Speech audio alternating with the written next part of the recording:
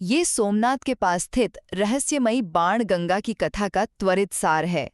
क्या आपने कभी सोचा है कि एक विनाशकारी बाण कैसे एक पवित्र जलधारा को जन्म दे सकता है?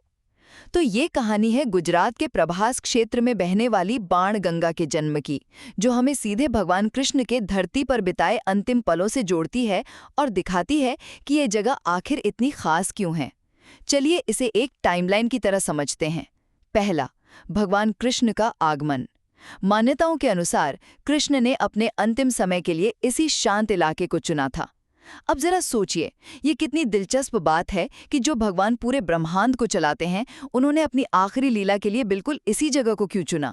दूसरा अहम पड़ाव है वो दुखद भूल, जिसे हम दिव्य बाण का क्षण कह सकते हैं। हुआ ये कि यहाँ जरा नाम के एक शिकारी ने अनजाने में कृष्ण को हिरण समझ लिया और उन पर तीर चला दिया। जब उसे अपनी इस भयंकर गलती का एहसास हुआ तो वो पूरी तरह टूट गया, लेकिन कृष्ण ने उसे तुरंत माफ कर दिया। और जानते हैं फिर क्या हुआ? इसी क्षमादान के साथ एक चमत्कार हुआ। उसी जगह धरती फाड़कर एक निर्मल जलधारा फूट पड़ी, जिसे आज हम बाणगंगा कहते हैं। इसे आप एक दुखद भूल और ईश्वरीय चमत्कार का एकदम सटीक संगम मान सकते हैं।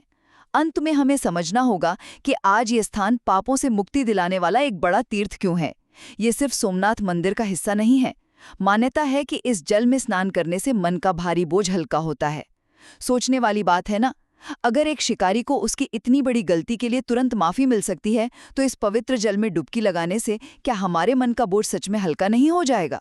बाणगंगा केवल कोई साधारण जलधारा नहीं है, बल्कि यह आस्था और क्षमा का वह जीवंत रहस्य है जो आज भी उस दिव्य क्षण की याद दिलाता है।